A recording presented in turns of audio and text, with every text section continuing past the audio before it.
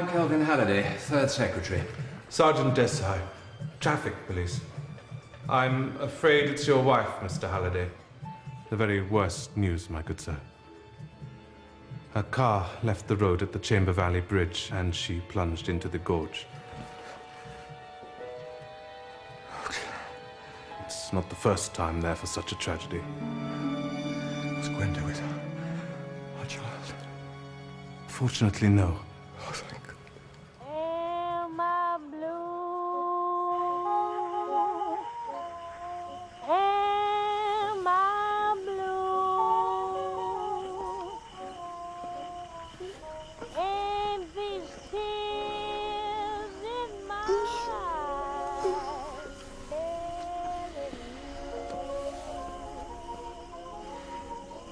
Am I blue?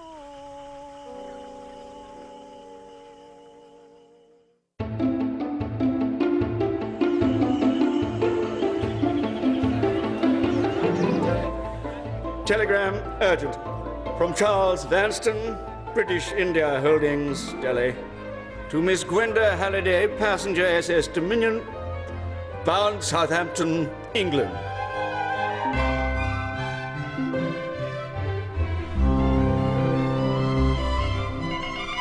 Darling Gwenny, regret too busy, take yesterday's flight as planned.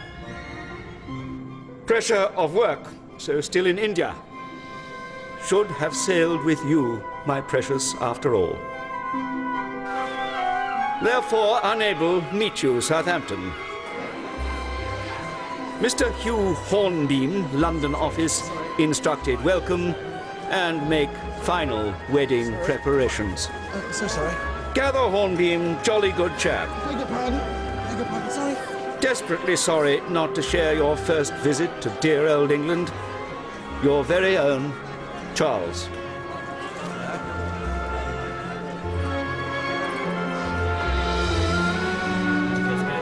P.S. Have told Hornbeam, just look for prettiest girl in whole wide world. Ah, welcome to England, Miss Halliday. Oh, I'm so sorry. I'm so sorry. Oh, golly. Are you she? Are you him? Yes. Welcome to England, Miss Halliday.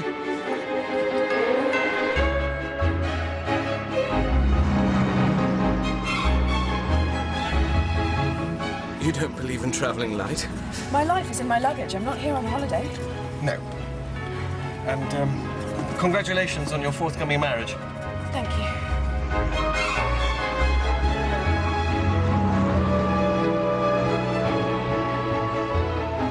Where's best for our house? Charles would have a pied-à-terre in London, but for our family home, I want the ocean. Such sunshine as there may be, and views. I want England, Mr. Hornbeam. At long, long last.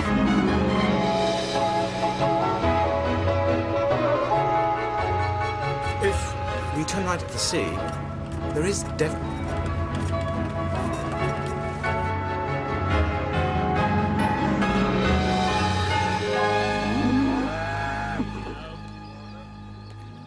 You won't find anything there. It's the back of Beyond. Torquay's a much better bet. No, I definitely think we should look in Dilmouth. I'm sure it's a charming place, but Torquay has a decent hotel and reputable estate agents. We'll get a list of suitable properties and... That way. But... Instinct. I always follow my instinct. Drive on.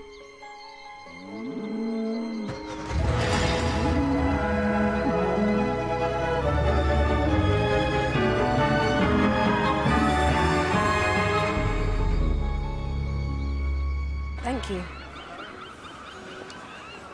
Shouldn't there be a pier?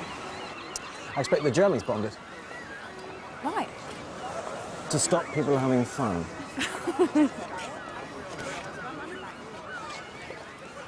Is England anything like you expected?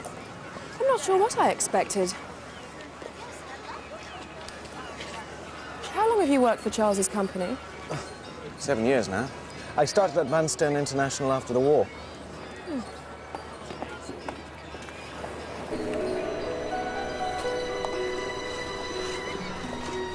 lock that for me, will you?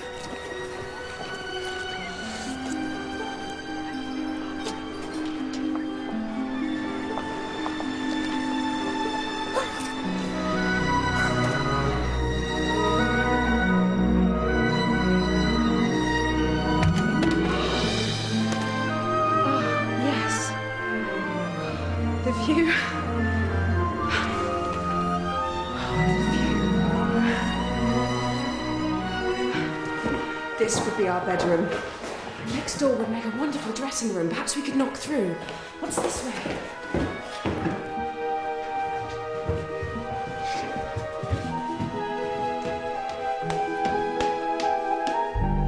What's up here?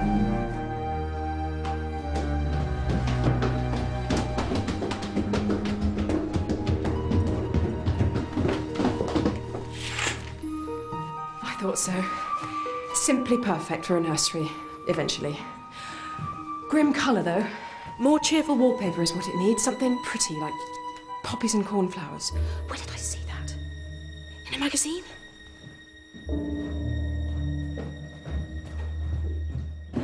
Feels like home already. This is my house. Fix it. Yes. Righty-ho. The Ellsworthies only moved out last month. Mr. Fane thought it'd be hard to shift. Oh, it's Mr. Fane's lucky day then, isn't it, George? What's the matter? Tell me, did someone die in this house? No. Yes, Did they? I expect they must have, miss. It's ever so old.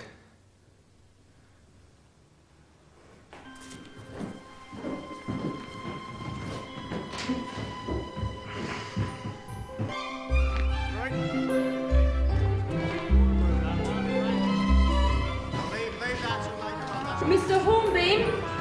Next door. I'm coming through. It's the second time I've done that. It weren't in the original estimate, sir. Help me decide, will you? Well, I don't know. Oh, Mr. Sims, would it be possible to put a door between these two rooms in that wall? Don't see why not. Now, there's this for the hall. What do you think? Gosh. But is it too fussy? I hate fussy. Or there's this one. It looks fine to me. Really? Or are you just saying that? Well, I'm blowed. There's a door here already. It's been boarded over. You must be psychic. It's silly you're staying in a hotel tonight, isn't it? You could get yourself a camp bed and some blankets. I'm quite happy in the hotel, but if you're feeling nervous... No, it would just be more convenient, that's all. Do you need to telephone a wife or someone like that? Oh, no one like that.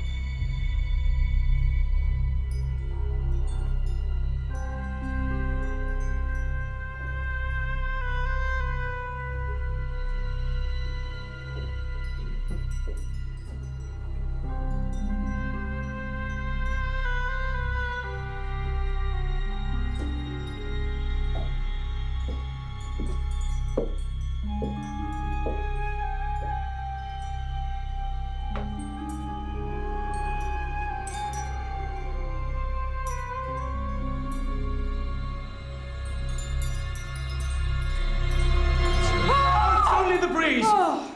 The window's open. Then please close it.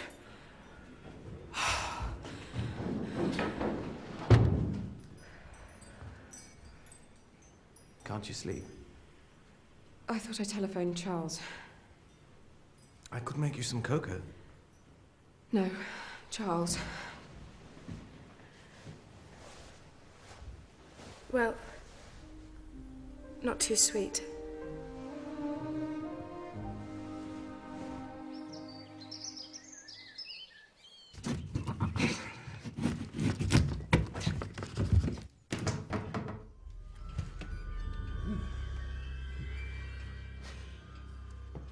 I got that nursery cupboard open for you. You can see the old wallpaper. Much more cheerful and pretty it must have been, that room. Poppies and cornflowers. Poppies and cornflowers. Poppies and cornflowers.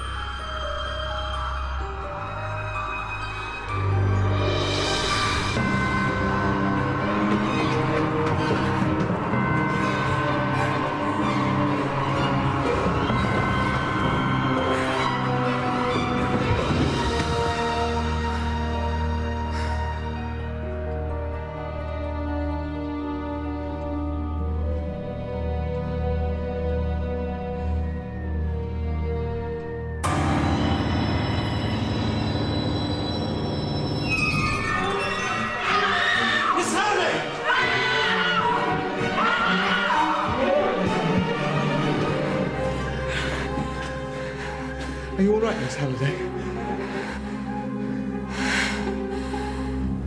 Thank you, Mr. Hornby. Winnie. No, I'm sure you didn't imagine it, darling. I can't. Not just like that. I still don't know exactly when I'll be able to join you. I need you too, but put Hornby, Mum, will you? Yes, sir, but... Well, it's hardly a police matter. What sort of investigator? Just someone who'll take her seriously or pretend to, and for God's sake, try and cheer her up.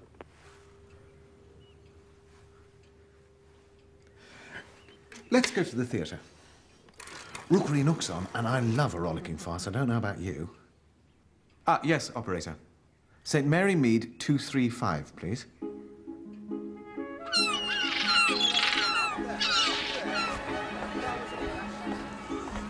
But what exactly does she do? Solves things.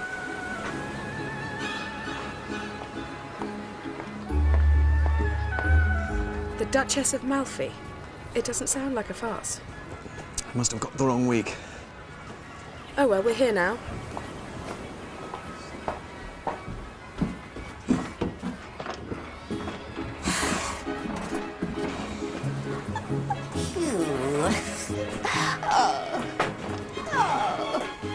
Are you well? Yes. How very nice to meet you, Miss Halliday. Hello. I'm Jane Marple. Pull, and pull strongly, for your able strength must pull down heaven upon me. But stay. Heaven gates are not so highly arched as princes' palaces. They that enter there must go upon their knees. Come, violent death, serve for Mandragora to make me sleep. Go tell my brothers when I am laid out, they then may feed in quiet.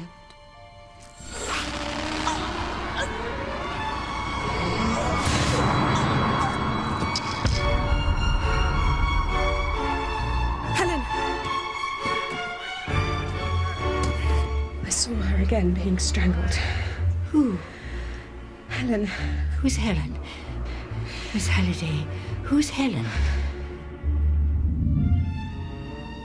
Strangling is a very quiet death.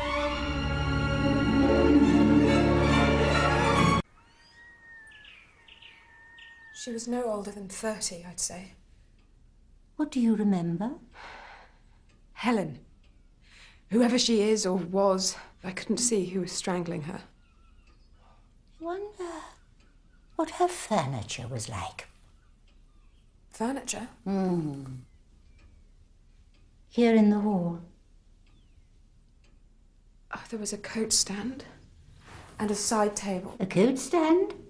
Was there a coat? Or a hat? A woman's hat, pre-war style. May I know your age, Miss Halliday? 21. I think you saw a memory from when you were a child who looked through banisters, not over them, and whose nursery wallpaper was poppies and cornflowers.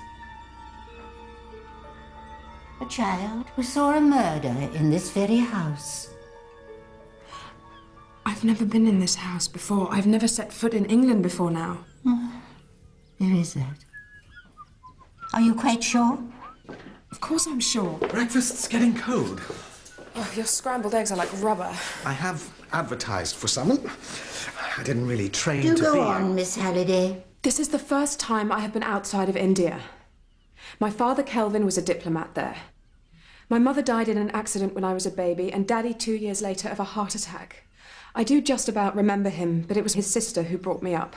If it was a haunting, we could find out who owned this house from the solicitors. Well, it's a start. Will you come and see Mr. Fane with us, Miss Marple? You could give me a lift into the town. What I really need is some wool.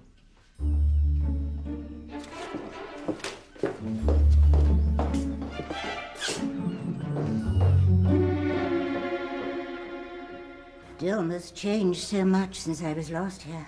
When was that? Oh, must be 18 years ago. Do you want the extra 2 ounces? Be on the safe side? Yes, please. I stayed with friends on the Leahampton Road. Hillside, their house was called. Oh, I know Hillside. Very well-run household. Such obliging girls in service they had. What were their names? Mr. Fane's out. When will he be back?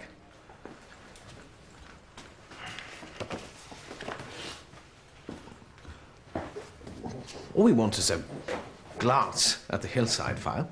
I'm meant to be tidying up. Oh, don't let us stop you. I don't like being watched. We'll close our eyes. Look, we don't have time to wait for Mr. Fane. I think it was in that filing cabinet there. Where should I look? Let's try H for Hillside, shall we? I really don't think it's a good idea, sir. Mr. Fane will be back soon. Oh, it won't take a moment, George. E, F, G, H. Ah, here we are. It changed hands in 1934 and was bought by... What? It was bought by Kelvin Halliday. Is that your idea of a joke, Mr. Hornbeam? No.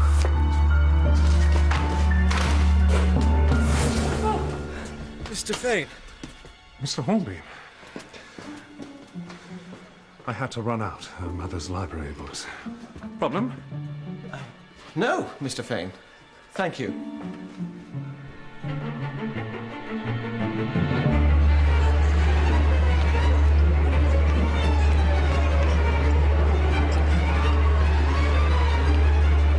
We were just coming to meet you. This is, Mrs. Paget, cook, housekeeper at Hillside in 1934. Darling Grinny, after all these years, you won't remember me, of course. You were such a lovely little girl. When Lily's about her other duties, I'd expect you to help my daughter. Poor little motherless mite. At least you bring her up in good old England, sir. You're still young.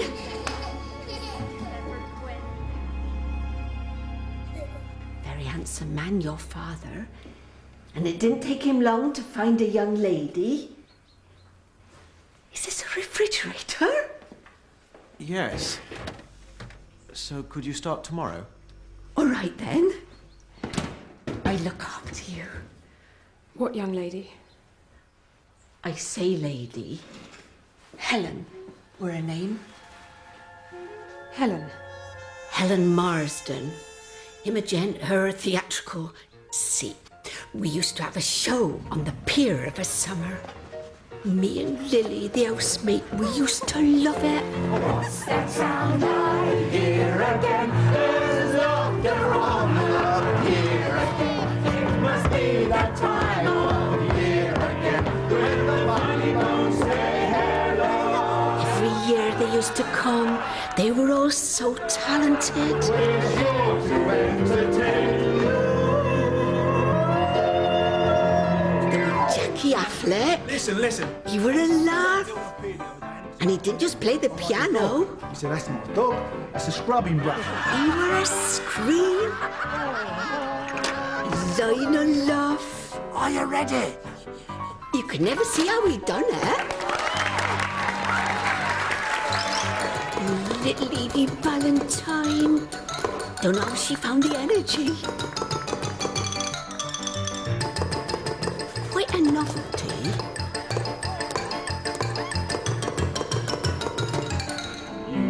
The Erskines were in charge of the funny bones. Janet could done opera with her voice. And Dickie could have been in films with his looks. He were Lily's favourite. Sounds like a jolly good night out, Mrs. Paget. And Helen Marsden. If I do wrong when I take you and kiss you, then doing wrong is the right thing for me.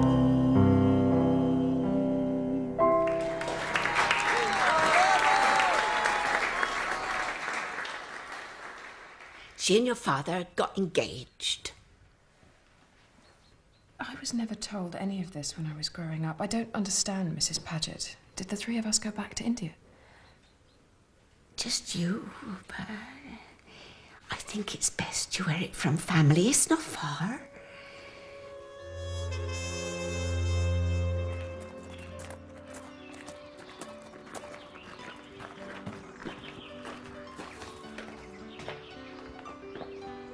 RMPA? Oh, he's a trick cyclist. A what? A psychiatrist.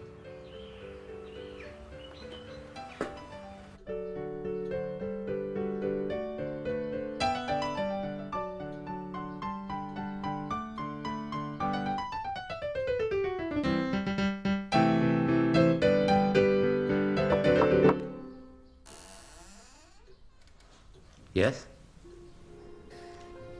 I believe you're my Uncle James. You're so like your mother. So like my dear Claire. Do you think Miss Halliday was somehow drawn to Hillside by her subconscious? Possibly. Unless it was what we psychiatrists call a coincidence. I'm so thrilled to see you again. Why was I sent back to India alone? Gwenda, where to start? Your mother and I were very close. Your grandparents died young, and I more or less brought Claire up. When she came of age, she took off to India to be a governess and met your father, married, and had you. And then he wrote, informing me of her death. Her car had gone off the bridge at the Chamber Valley Gorge. The following year, he wrote again from Dilmouth. He'd moved here with you and got engaged, rather too soon after Claire's death, to my mind, and to an entertainer. But I accepted an invitation to come down and meet them both. This is James Kennedy.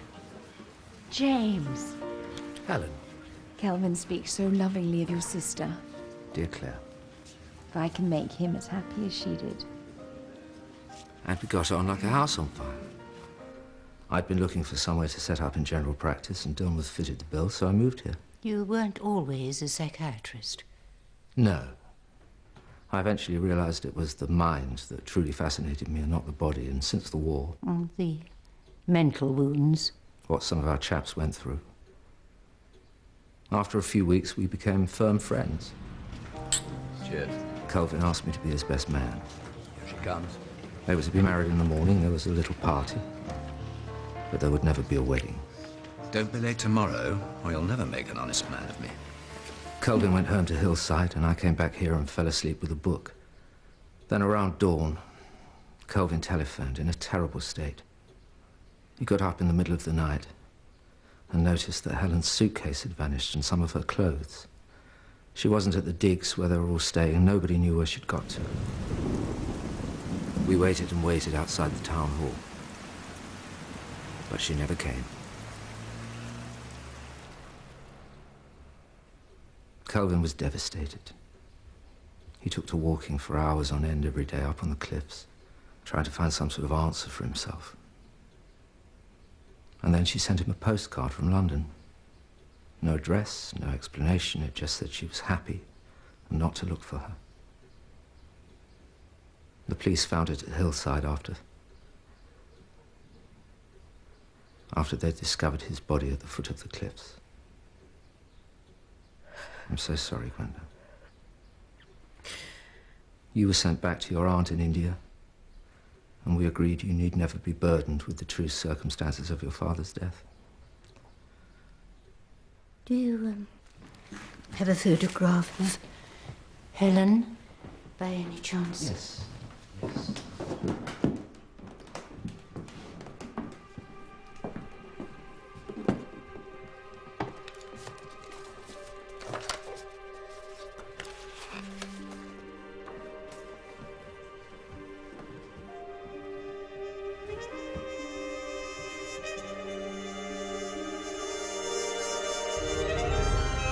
It's her. I don't understand. I saw her strangled. It's in here somewhere. I remember that dreadful day it came, miss. Here. I should have torn it up, just like she tore his poor heart in two. I didn't deserve that, the dear man. I'm sorry, Kelvin, darling. Please don't ever try to find me. I'm happy now. Helen.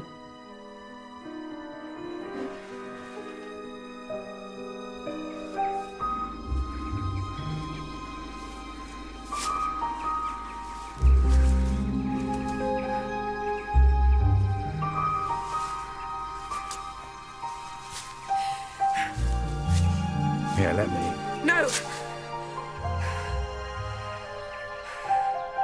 I'm sorry, Hugh.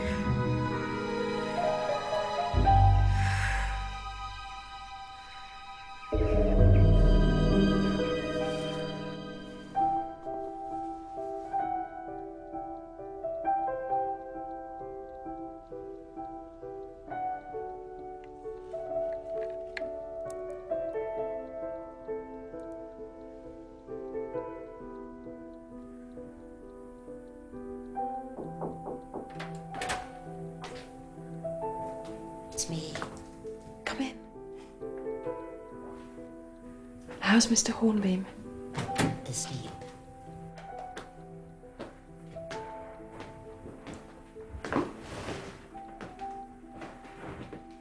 It's all I have of my mother's. Lovely.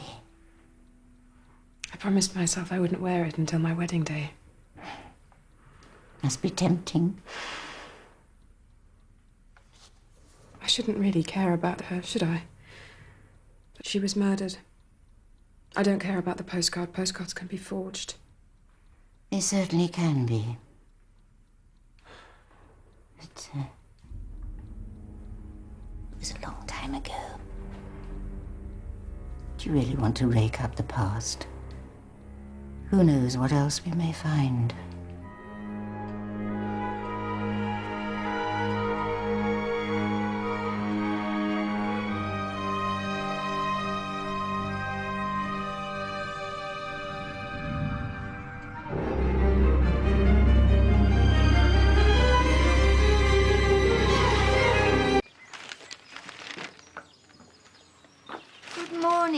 Good morning. Did the seagulls wake you up too? Don't they squabble? I slept like a lamb. Oh, and Charles telephoned. He'll be arriving on the 17th, so you can get on with the wedding arrangements as we discussed. What did he make of your discovery? He's enough on his plate. The weather is beautiful. I'll walk, I won't take the car. Where are you going? To my uncle's.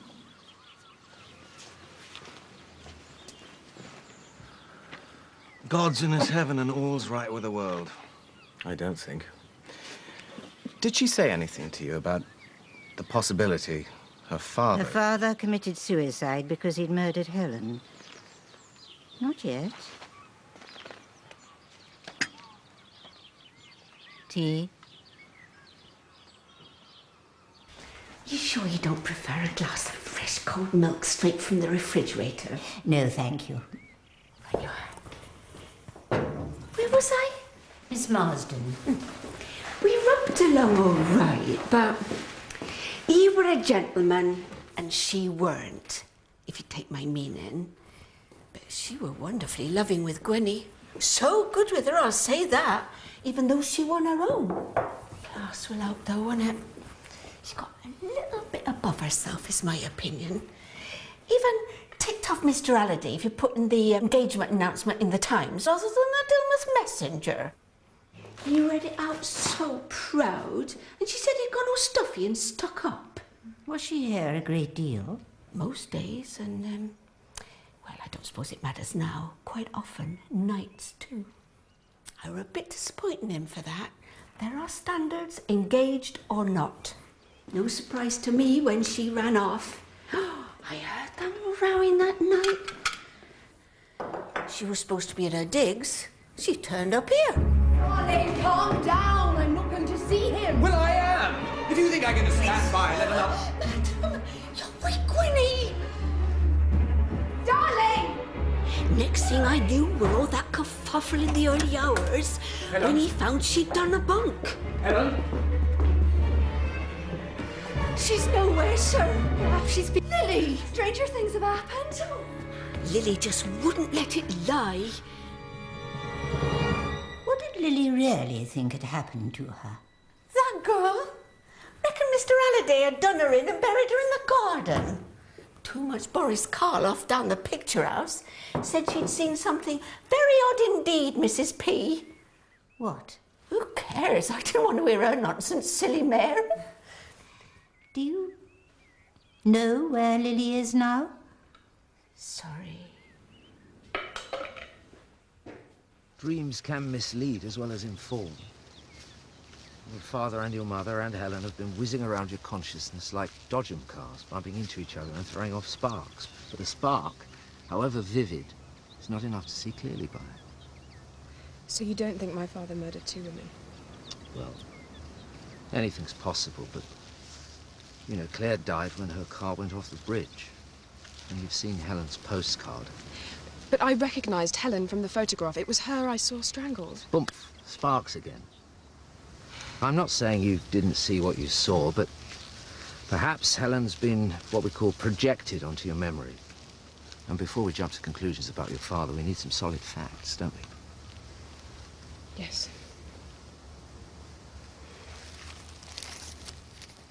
Do you have one? Oh, no, thank you. It's lovely here. My favourite place. Good for thinking. You will come to the wedding, won't you? You try and stop me. The truth is, I'm a little scared. Charles is so worldly, and I just pretend to be for him. Of course, he's... So much older. Yes. Well, perhaps that's why you fell for him. Hmm?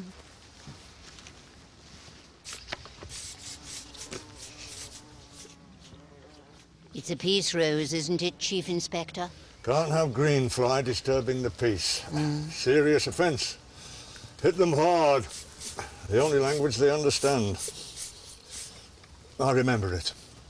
She skedaddled before the wedding, so he jumped off Lover's Leap. You never had cause to doubt that version of events? Nope, open and shut. Nothing odd? Unless you count Gunga Din. Hmm? The night Helen Marsden ran off, there was an Indian gentleman seen near the floral clock at about 1:10. You do mean? Actual time, not where the nasturtiums are planted. What was he doing? Nothing. Heads turn now if an Indian's seen walking along Dilmouth Brom. Back then, Mrs. Fane thought she'd be murdered in her bed. Mrs. Fane? Any relation to Walter, the solicitor? His mother. Ah. She reported it the next day. Funny old stick. I think she keeps him on a bit of a tight leash. Now, if you'll excuse me, I retire on Friday, and I've got a speech to write.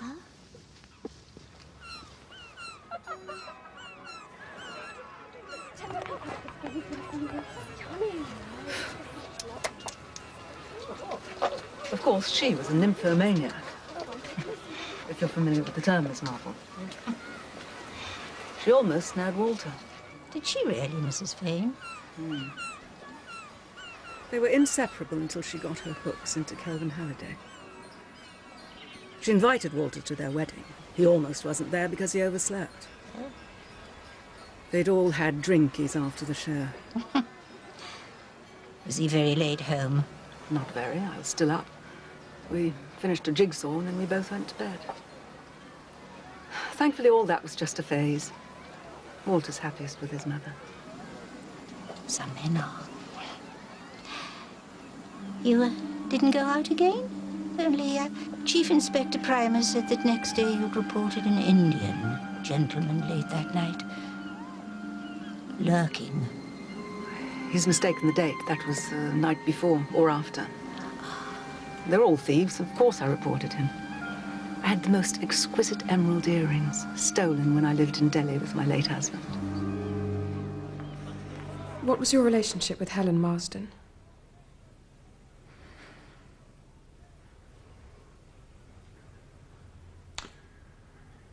I loved her. Before she became engaged to my father? And afterwards. I don't mean, I loved Helen as a dearest friend.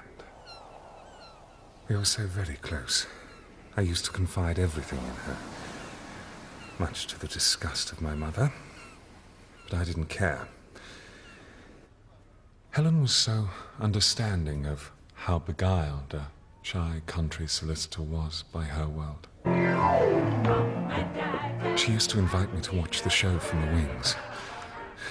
It was thrilling to feel a part of it.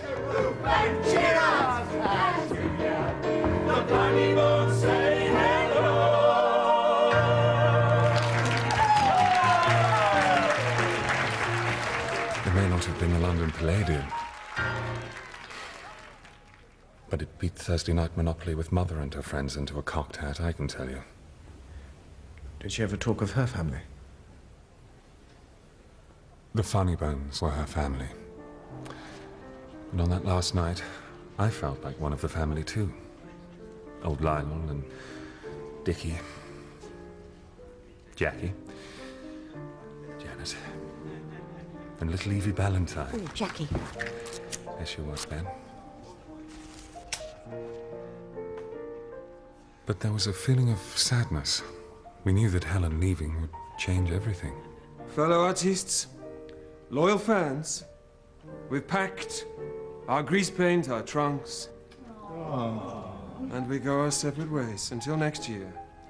Except, of course, our wonderful Helen, who has chosen married bliss ahead of a life trudging the boards. Bravo.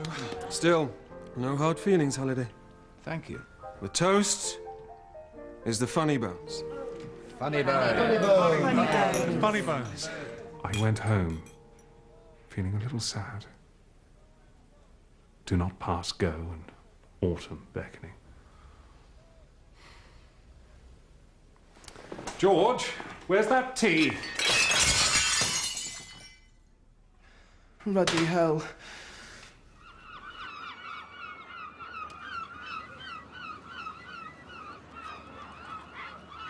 All our dreams. Where did they go? Except for Evie's, of course. Oh? Eve Ballantyne. That's Ballantyne with a Y. You must have heard her records or on the wireless. Well, I'm not terribly up to date, I'm afraid. Oh. Dickie'll be down in a mo. Of course, I remember that night. End of the season. And as it turned out, end of the funny bones. Next year, come what may, the funny bones say goodbye.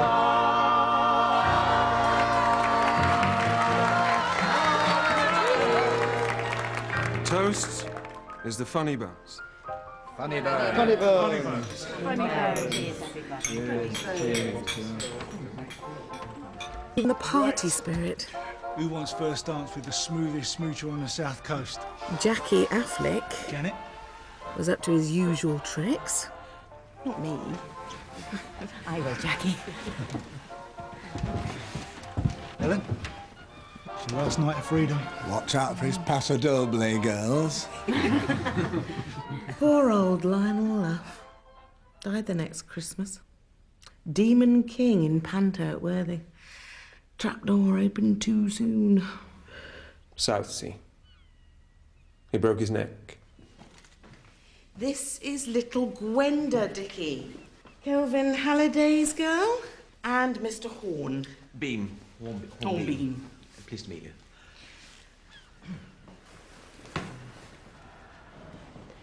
You said it was the end of the funny bones, Mrs. Erskine.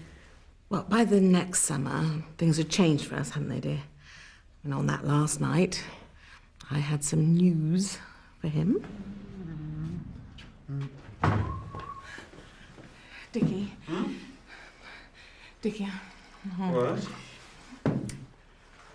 I'm pregnant, dear. We couldn't run a company and bring up a baby. Ooh. Actually, this is our George. He's 18 now. You're George? We met him through Mr. Fane when I bought Hillside. Charming lad. Yes. Dickie thought that Walter would never take him on, but I said it was worth a try, and he's doing jolly well. Did you see my father later that night? Yes. He was frantic. Some of Helen's stuff had gone missing from Hillside, and so he got me out of bed so that he could look in her wardrobe. Her wedding outfit was still there. He got you out of bed? Yes, I'd slept in Helen's room that night because Dickie was snoring. First floor at the back, she used to share with Evie. This used to be the Funny Bones digs when it was Mrs. Finderson's. After the war, we had to adjust. Medals don't pay bills. Dilmouth seemed like the obvious place, so we bought the house ourselves. Know what I thought? That Helen and Jackie Affleck had run off together. It's not right, Jackie. I overheard him, talking her into it. If you ever change your mind, eh? Then, he was the only one who wasn't there next morning. Apart from Helen, of course. No one mentioned it while we waited outside the town hall. But it's what we were all thinking. What a sorry bunch we looked that morning. You with your black eye. Tripped over a stage weight.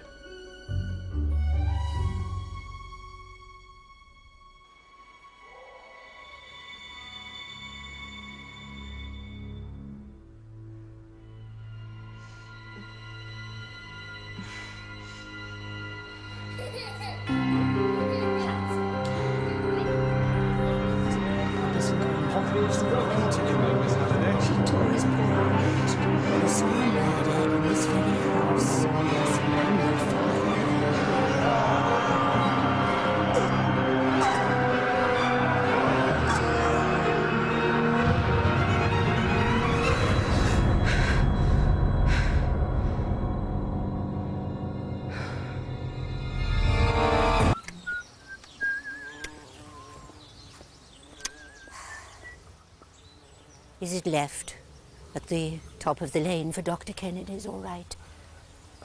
Miss Marple, still sleuthing? I hate an unsolved case. There was no case to solve. Possibly not. Left all right? Have you found out something?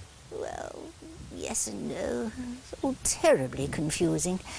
An Indian man on the promenade. A young bride's missing trousseau. Funny bone in the wrong bed, of course. Was this really sent from Helen Marsden? It's left. Oh.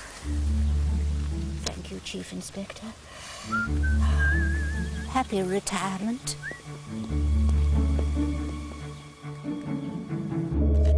You wouldn't have something else Helen had written from before?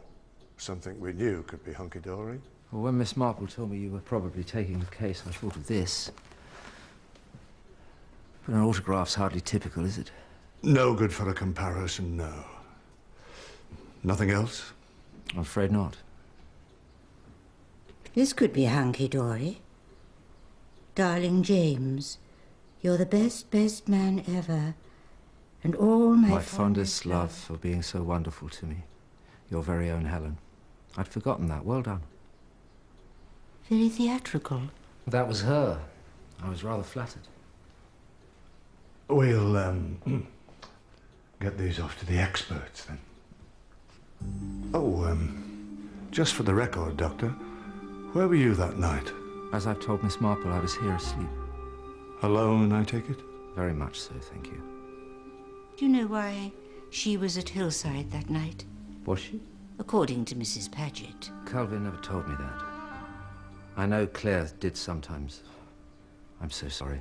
My sister's been on my mind terribly since Gwenda came into my life. Helen did sometimes spend the night with Kelvin. I tried not to judge. They were desperately in love. We can't rule out any possibility yet, can we? If it were me, I'd be trying to find that maid, Lily, and find out what she knew. I placed an advertisement for her yesterday. Have you? Yes. Oh.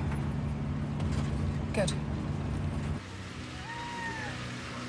Do you think Erskine was right about Jackie Affleck? Let's find out.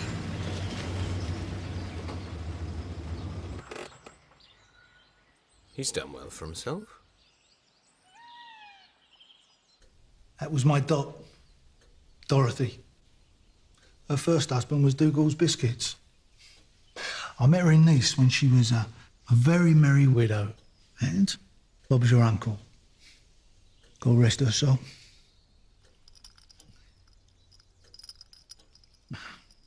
I haven't had my vitamins today. Nice? Yeah, I ran a little bar down there for a while. Well, until I met Dot. See, I set up in France when I left the Funny Bones. That must have cost a bit. Thrifty, me. Why weren't you at the registry office with the other Funny Bones? Were you not invited? I'd had enough of Dilmouth, that's all. Of course I was invited. I was there when they first met.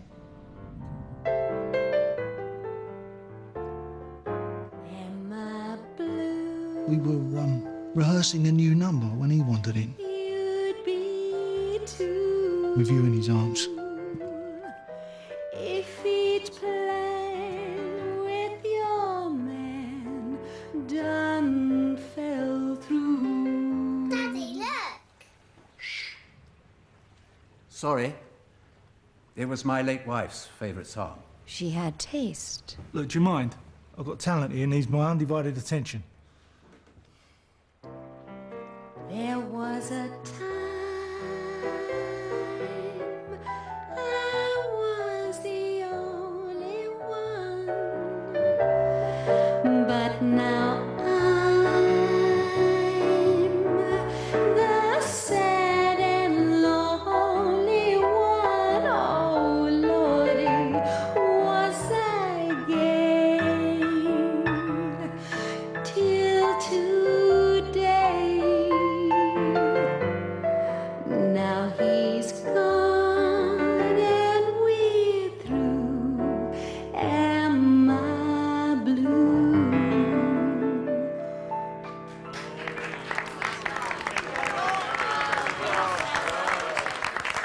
You were asking me about the last night. Mr. Erskine said he had an argument with a stage weight. Got a black eye. Did he? Did he really? It was my fist. You see, Erskine and me, we never really hit it off. And things came to a head on it last night. Who wants first dance with the smoothest smoocher on the south coast? Janet? He knew his missus was just playing hard to get with yours truly. Not me. I will, Jackie. Helen? It's your last night of freedom. To be honest, I thought if I played my cards right. Enough's enough now, ladies.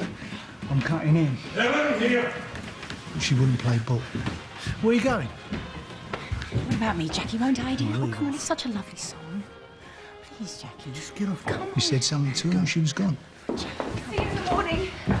Jackie, please. Evie, I've got enough bad habits inside you now. Get off! Evie'd been after me all season. Sad, really.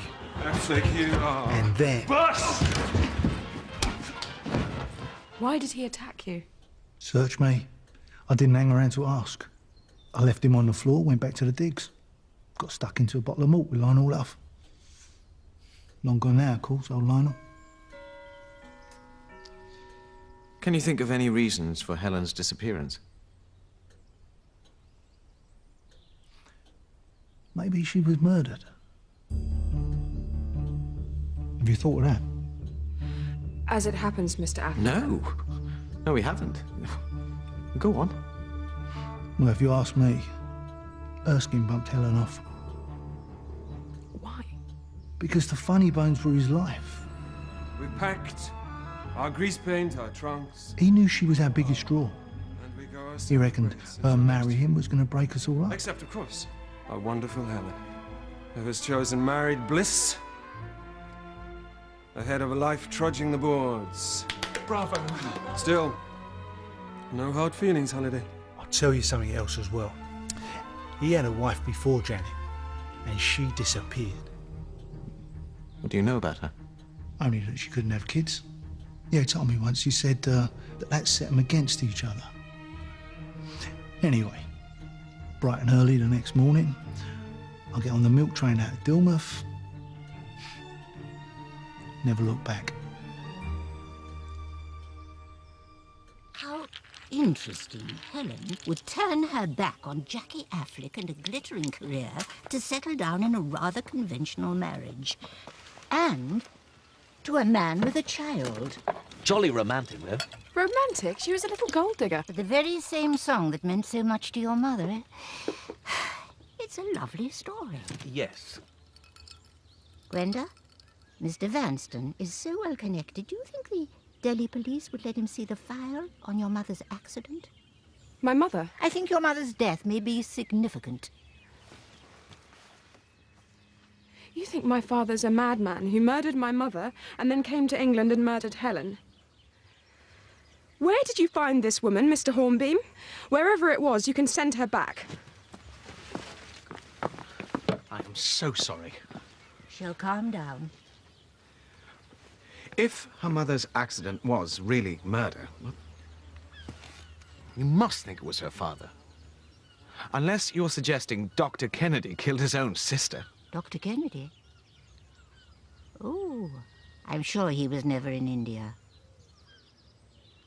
But perhaps one of the funny bones was. That was just plain bloody rude, Gwenda. Miss Halliday to you. I'm very fond of you, Gwenda, but my fondness is being sorely tested. Then don't be fond! I can't help it.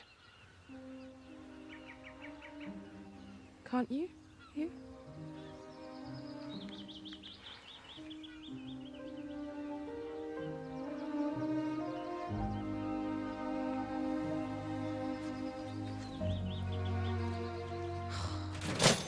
So, George was 11 when you came back to Dilmouth? Just the age when a boy needs a father's influence, I always think. Oh, he's lucky that his came back from the fighting. So many didn't. Dickie wanted to try a new life in India. He'd worked there before we were married, but I said no. Dilmouth has everything we need. Goodbye. Goodbye. Goodbye. Hillside, Dilmouth. Information sought regarding Lily Kimball. Housemaid at the above address in 1934. Telephone Dilmouth 8123. Could be money in it. Nah. Stranger things have happened. Could be a shed load of trouble, you and your daft notions. And feed them chickens.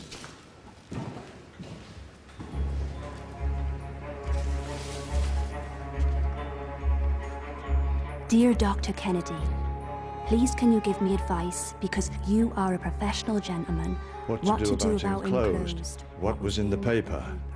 After all this time, I don't know what's for the best. If you can advise, I will visit tomorrow morning and oblige. Yours respectfully, Lily Tutt, as was Lily Kimball, housemaid at Hillside. At last we could be getting somewhere.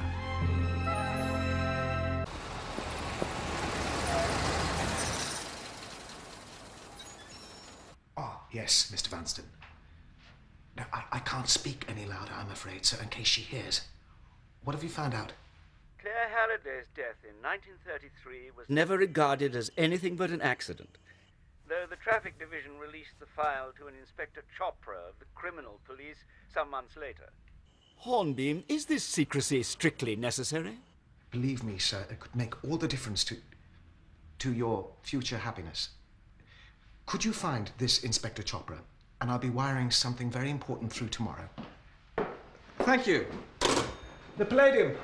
Confirming Eve Ballantyne with a Y will see us after the show. Do this up for me, will you? I'm giving it an outing before the big day.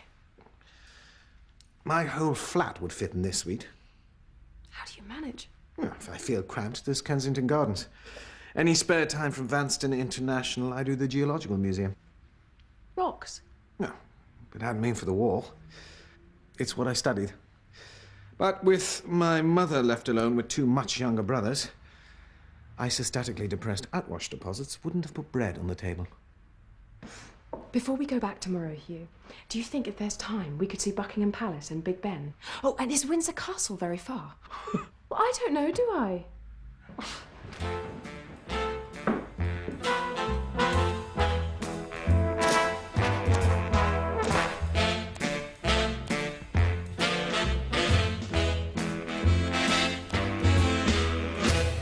I'll go my way by myself. This is the end of romance. I'll go my way by myself. Love is only a dance. I'll face the unknown. I'll build a world of my own. I'm by myself alone. Chocolate, dear.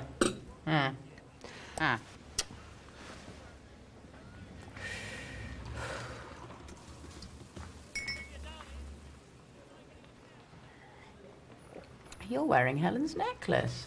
Helen's? Yeah. I asked to borrow it once, but she wouldn't. Used to be your mother's. I know. Helen said she wore it to remember dear Claire for Kelvin's sake. But then that's how they were. This way, everyone! Kelvin! What are you doing? Helen, darling, will you marry me? Yes, Calvin. With all my heart. Giving everything up for a man. Pass the sick bag, Alice. I never understood it. She could have hit the heights, you know. But she wanted to be a dear little wifey with a sweet little kiddie. Don't you miss that? No, cutie pie. The last night in Dilmouth. Oh, Dilmouth. What a dump. I wonder how Dickie Erskine is these days. Very well, and my solo spot seems to be working. Obviously, I need to do a bit more practice on my time step, but I can sing, and I'm ambitious, Dickie. I want my own spotlight. I want a dress made just for me. I want to be front page news. Sweetheart, let's be honest. I've heard you Never in a million years. I like to think he's crept into the cheap seats since then and cried. And Jackie Affleck. Were you in love with him? That jerk. Give me a break. Why? What's he been saying? Tears at the last night party? Oh, well, I was sentimental back then. And it was the end of the funny bones. I knew I was leaving Dilmouth to take the long, hard road to stardom. Do you remember anything unusual happening that night? Oh, well, there was Walter Fane, I suppose. I got back to the digs, and there he was. Talk about desperate. Where's Helen? She's not back. I must see her. I'm sorry, I can't help you. Beauty sleep! That's it. I've got fans to thrill. Do you have a problem with your eyes? The one thing I learned from Helen, my dear, was mystery. Miss Valentine, have you ever been to India? Yes. When? During the war, bringing much-needed glamour to our dear, brave troops. Why? Nothing. Well, goodbye, darlings.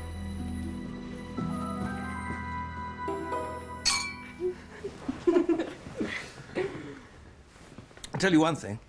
I won't go down on bended knee when I propose. Far too showy. I bet you do. I'll check up on you when you're engaged. The day we met, there was a fork in the road. And I wanted to go one way. And I said, I always follow my instinct.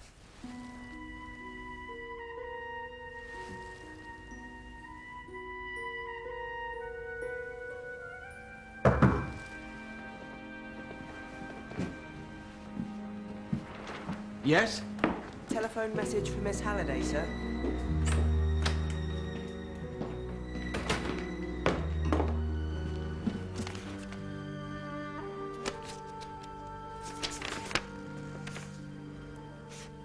Miss Marple, Lily's been in touch and they're meeting her in the morning. Early start then. Early start.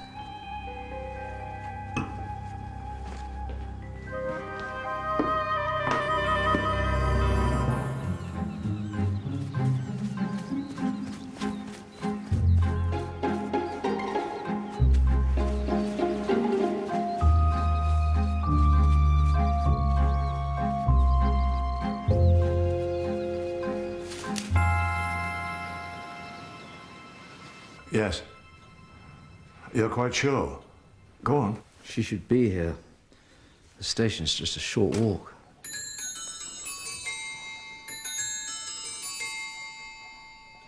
Do you need another aspirin? No. How's Charles this morning? Well, thank you. It was lovely to hear him. I wonder if Lily called in at the Erskines first by any chance. Why? It's just I bumped into Dickie in the street. He said she was coming to Dilmouth. He remembered her well. A loyal fan.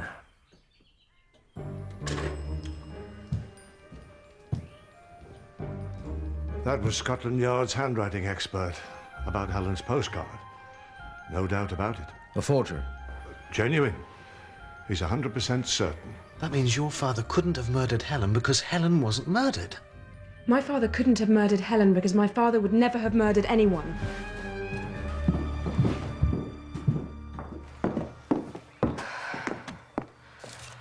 Helen was strangled. I saw it. No one will ever make me say I didn't. You believe me, don't you? Promise. I believe you saw a murder, Gwenda. I promise I do. And I can't believe my father would kill himself. Perhaps someone murdered him too.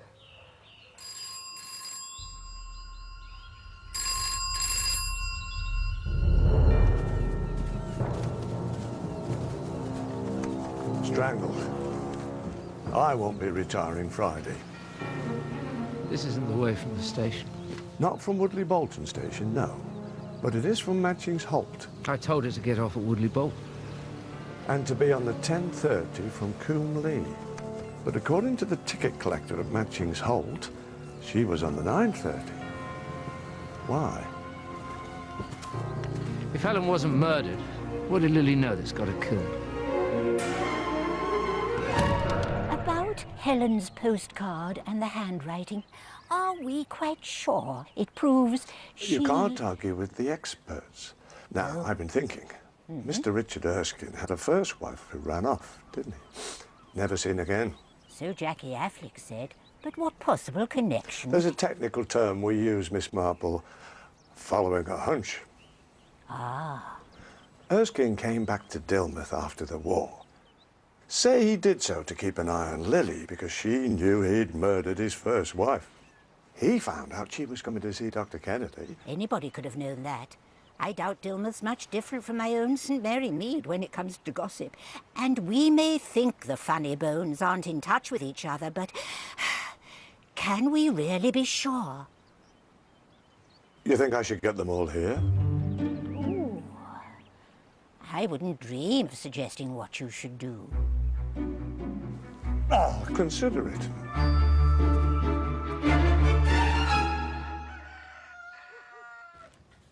He's the only funny bone Lily had a photograph of.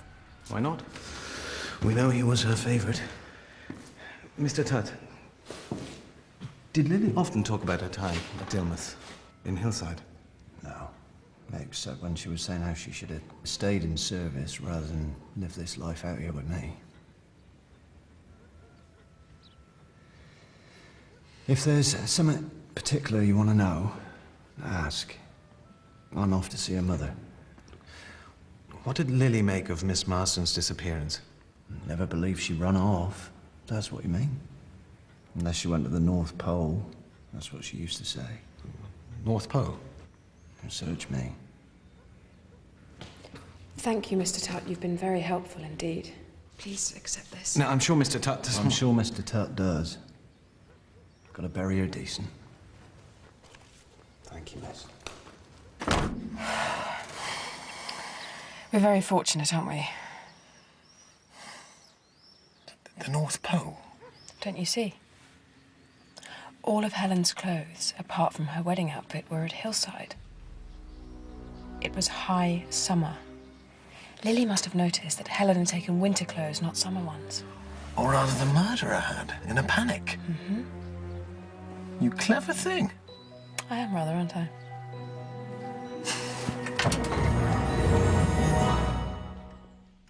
I do think the police might wonder, you see. Walter was seen at the Funny Bones digs when you say he was here with you. And a jigsaw. He was. And was he here with you when Lily Tutt was murdered, too? Mrs. Vane? Walter's very dear to me. The bond between mother and child, or father and child, always finds expression somehow, whether through love or through making allowances. What would you know about motherhood?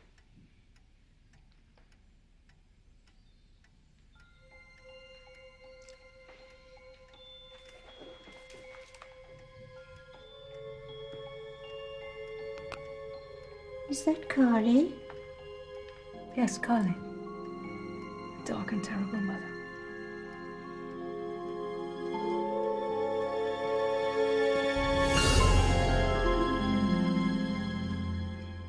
Sergeant Macaulay, please.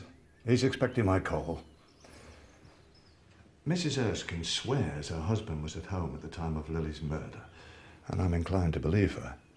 But Mr. Erskine claims his first wife married again to a crofter in the Outer Hebrides, which sounds like a right cock and bull story to me, as I'm sure the local police will be confirming even as we speak. It's fascinating to see how a hunch works. But I do hope they won't be too long about it. Everyone will be here quite soon. Arthur Primer.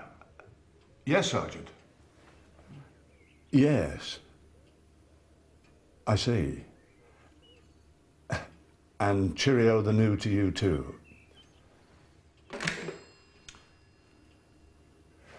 Mr. Erskine was telling the truth.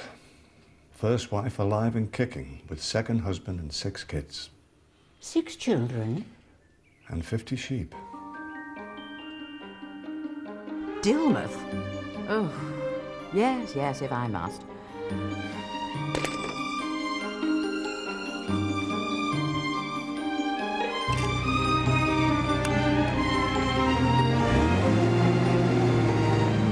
Have a wizard time. Give your old man a hug, son.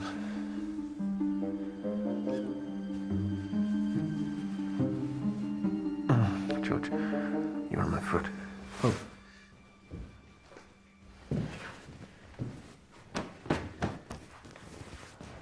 We're about to catch a killer. That doesn't mean my house can't be well presented. Sorry, Mr. Hornbeam, but there were a message for you this afternoon from India. Mr. Vanstone. He said he got what you wired and he's found Inspector Chopra and the inspector were investigating a jewel robbery. Jewellery? Did he say what sort? No. Have you been speaking to Charles behind my back? I'm sorry. It was necessary. Believe me. We'll be 1, 2, 3, 4, 5, 6, 7, 8, 9. 11. 11? Cocktails, please, Mrs. Paget. The sherry with ice.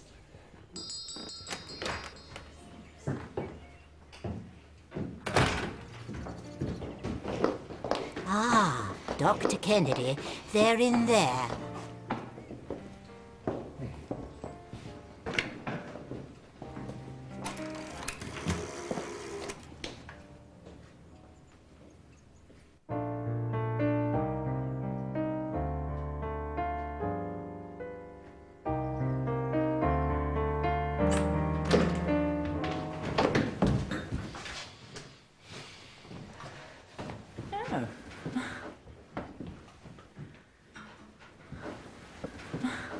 Thank you. Miss Ballantyne. Mr. Affleck. How's Trix? Tricky. Miss Ballantyne, may I say that your success is very well deserved. Yes, Walter dear, you may.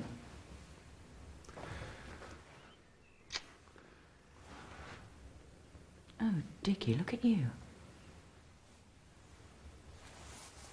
Do you know what time it is here, madam? I'm not exactly sure, but I imagine it's dreadfully late. And I'm so sorry to have got you out of what is evidently the wrong side of your bed, Mr. Vanstone. If this is anything less than Gwenda dropping dead... By the way, I take it she hasn't. Did you say, by the way? Yes, why? The line crackled. Please arrange to show Inspector Chopra what we wired immediately. And what's this about a jewel robbery?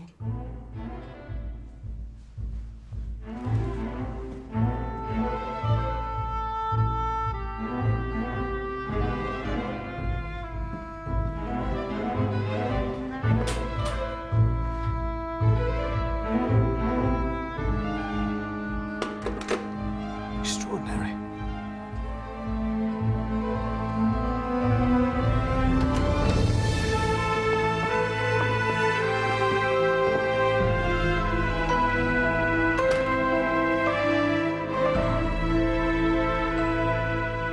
"18 years ago, Helen Marsden was murdered in this house.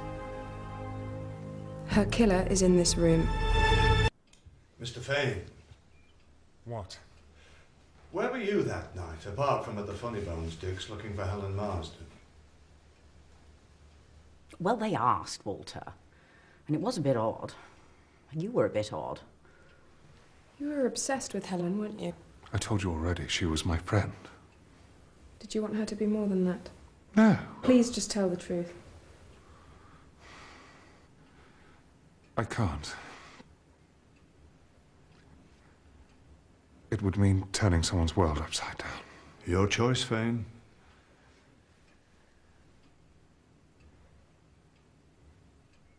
It's not. It's mine. Janet? Tell them, Walter.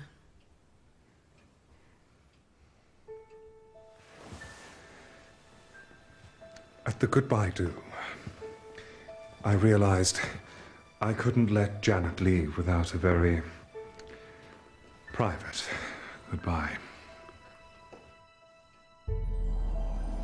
I went to her dressing room, but I heard Dickie coming, so I had to hide.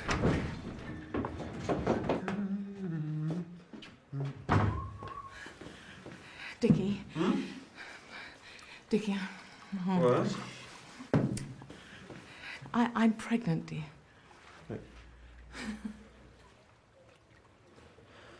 How can I keep a company running with a child on my...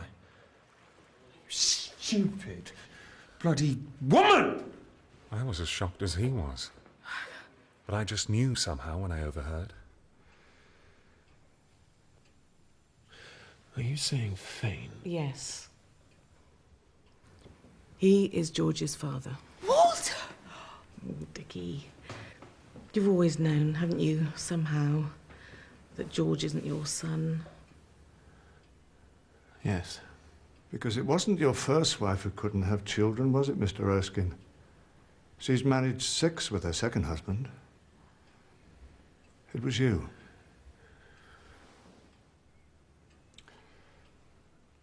Go on, Mr. Fane. I went home. I heard you come in and go to your room. Half an hour later. I went to look for Helen. She was the only one who knew about Janet and me, and I needed to talk. I followed him. Then I saw that Indian man and I was frightened, so I went home. I was waiting at the Funny Bones digs. Where's Helen? She's not back. I must see her! I'm sorry, I can't help you. Which is when Miss Ballantyne saw me. Walter, I'm sorry. Oh, how could I ever have thought you? My own child. You were always such a gentle boy, you could never kill anyone. Oh. Look on the bright side. You never thought you'd have a grandchild.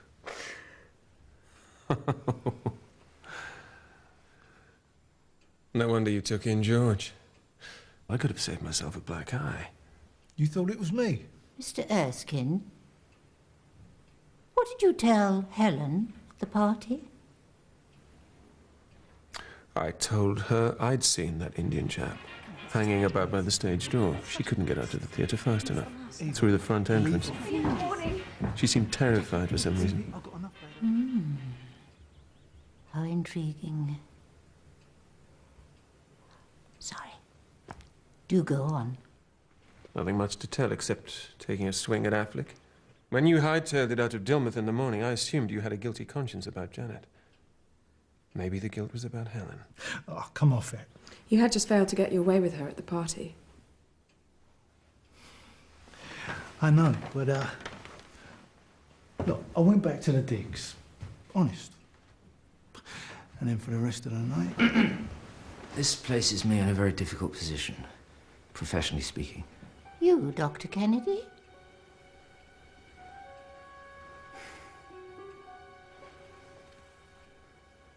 Oh, well, if it's the only way.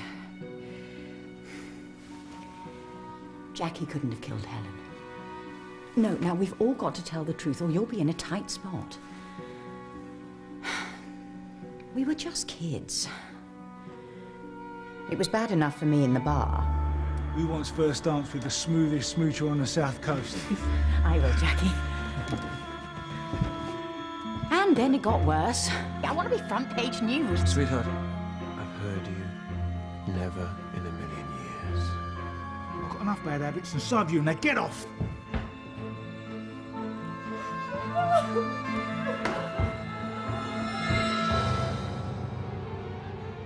Is it any wonder I did a stupid thing? She was in my room. God knows how many of those pills she'd taken. But I got her into Lionel Luff's old jalopy and I took her up to see the doc. I gave Miss Ballantyne an emetic, and when she was rid of the worst, I sat with her until close to dawn while she slept it off. Why didn't you take her to the hospital? The pills were Benzodrex. Illegal drugs. Well, I needed a lift, darling. Have you ever tried playing xylophone and tap dancing at the same time? Who supplied you? Someone who liked his vitamins, Mr. Affleck. And made enough on the side to open a little bar in France. Yes. It was a nice little earner. Helen knew all about it. Well, if you ever change your mind, eh?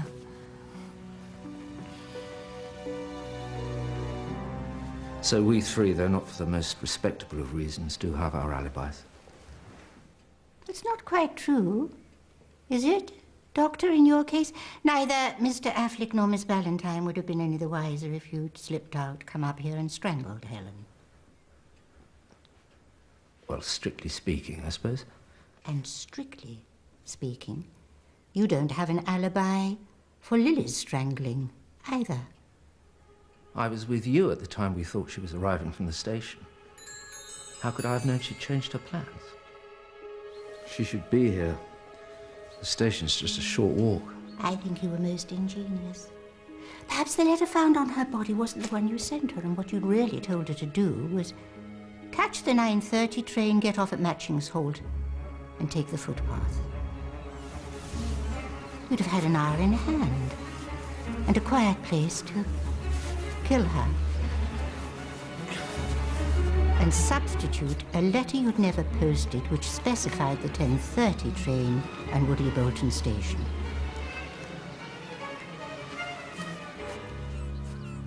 This beats the convoluted and bizarre fantasies of my most disturbed patients. You seem to have a liking for little tricks involving the post. I think Helen's card was another. Or rather your card, since I believe you forged it and sent it from London. Don't you trust Scotland Yard? Oh, yes, their expert was quite right. The card and photograph were both written in the same hand. Could have been yours, disguised. When you knew Mr. Primer and I were coming to see you, you would have written that message from Helen on the back. Darling James, you're the best man ever. And all my fondest love for being so wonderful to me. Your very own Helen. You must have intercepted the card before it was delivered here to Kelvin Halliday. You followed Mr. Halliday on his regular cliff walk and pushed him to his death on the rocks below. Then you delivered the postcard, so when it was found, everyone assumed he'd killed himself after reading from Helen that she'd gone from his life forever. Oh, this is preposterous. Why on earth would I kill Helen Marsden? Where's this taking us? To India, Dr. Kennedy, and to your sister Claire. My mother again? Excuse me. Your mother, Gwenda, was dismissed from her post as governess for theft. By the time she met your father, she was working in a nightclub. She danced with lonely men, nothing more, but sometimes an unguarded pocket was picked. Then she fell in love and married, and you were born, but her past caught up with her. Inspector Chopra of the Delhi police was on the trail of some stolen jewelry.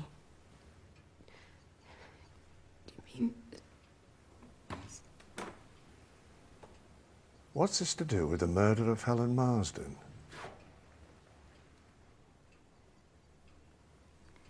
That telephone call was from India. You killed your sister. I've never been to India. She didn't die in India. She died in Dilmouth. Claire Halliday and Helen Marsden were one and the same person. Claire and Kelvin Halliday devised a plan to start a new life so she could leave her criminal past behind her, once and for all. Car's a wreck, darling. Oh, darling, you're safe. I'll see you in England. Claire's car accident was staged, like the rest of the charade. She came to England and my father followed later with me.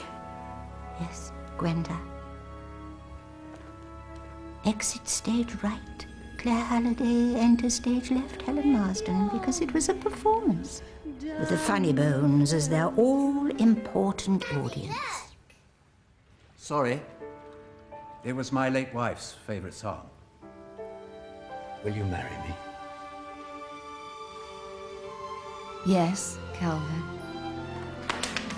But it wasn't just the police she was avoiding in Dilmouth. Possibly she went to India in the first place because she found you a little over-protective of her. Whatever the reason, she had no intention of continuing a career that would bring her the wrong kind of recognition once she was married. If only Mr. Halliday hadn't put that engagement notice in the Times. She was cross about that, as Mrs. Paget heard. Kelvin Halliday didn't invite you down to Dilmouth, did he? You read that engagement notice and decided to come and meet the man who had married your late and much-loved sister and discovered her very much alive. James. Helen. Kelvin speaks so lovingly of your sister. Dear Claire. Did you enjoy playing the role? Why would I kill my sister?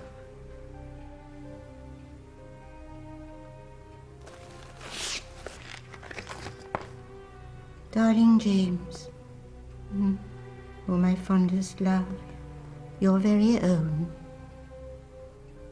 sort of thing Helen Marsden could write, but knowing she didn't, I wonder if you, forgive me, Doctor, subconsciously chose the words you longed for Claire to say to you. Is that why you became a psychiatrist? Physician, heal thyself. Not heal. It was too late for that. Understand. But I now know I could never have loved any other woman but Claire. What happened? When Mr. Erskine told Claire, and let us please remember her by her real name, about the Indian, she assumed it was one of Mr. Chopra's men come to track her down about the jewel robbery. See you in the morning. It was. So she came to see Kelvin. Mrs. Paget heard them arguing about a man. Calm down. I'm not going to see him. Well, I am. If you think I'm going to stand by and let another... Kelvin went to look for him, having phoned me. All I wanted was one proper kiss from my little sister before it was too late. Just once. Just tonight. For your darling James. No. You're my very own. My very own.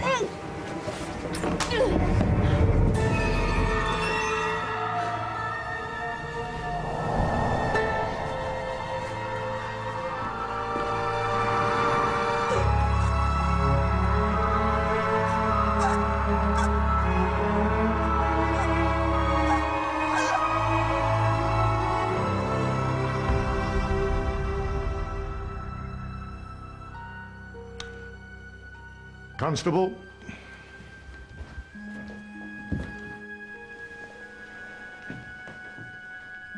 James Alfred Kennedy, you have the right to remain silent, but anything you say... Where's my mother?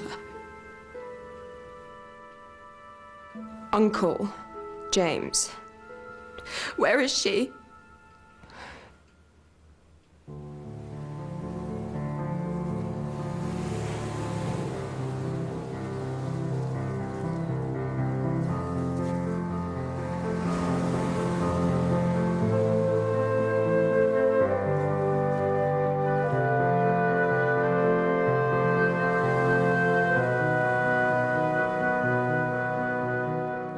Mrs. Bunner Baker's wife?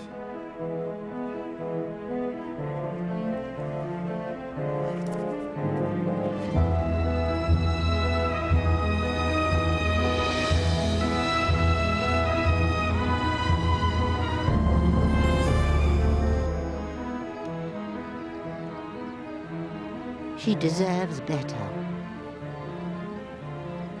Mr. Vanstone sounded most unsuitable to me.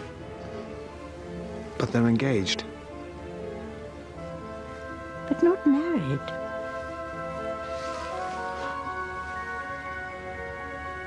Yet. Instinct.